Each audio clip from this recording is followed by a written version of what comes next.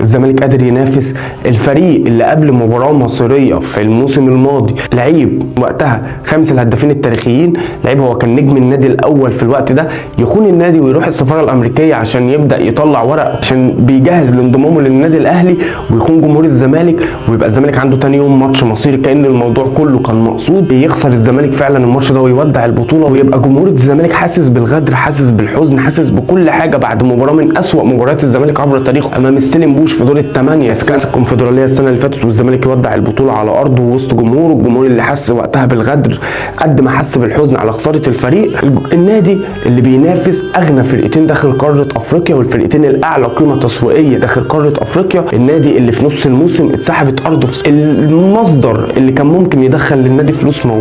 مش موجود، النادي اللي عنده 14 إيقاف قيد وهو أكتر نادي في الفيفا عليه قضايا إيقاف قيد، النادي اللي قبل الموسم اشترى لعيبة ما فيهمش نجم شباك واحد، اشترى لعيبة من حتت مختلفة، لعيبة أول مرة تلعب مع بعض، النادي اللي بدأ موسم بشكل سيء جدا مع مدير فني كان جاي يتعلم تدريب جوه نادي الزمالك، النادي اللي خسر من الأهلي مرتين السنة دي، منهم ماتش كان ماتش نهائي وهو نهائي السوبر المصري، النادي اللي خلال أحداث كأس الأمم الأفريقية وجمهوره بيقول أخيرا هنرتاح من مشاكل وأزمات النادي شوية، كل يوم يصحى على خبر حزين، كل يوم يصحى على خبر إيقاف قيد، كل يوم يصحى على خبر إن في لعيب فسخ عقده، النادي اللي كان جمهوره بدأ يفقد شغفه تجاه هذا النادي، النادي اللي في يناير وزي ما خسر لعيب خانه السنه اللي فاتت وراح للغريم التاريخي ليه، خسر لعيب برضه في يناير وراح لمنافس تاني جديد على الكره المصريه وهو ناصر ماهر لما راح بيراميدز، خسر لعيب تاني كان اهم مركز 6 في مصر السنه دي وهو دونجا عشان يقدر بس يصرف على اللعيبه التانيه اللي موجوده بدل ما يفسخوا عقودهم ولا يشتكوا النادي اللي كل يوم في مشكله، النادي اللي كل يوم في ازمه، ومع كده جمهوره عمره ما فقد ايمانه تجاه هذا النادي، جمهوره هو السبب الاول لبقاء هذا النادي على قيد الحياه،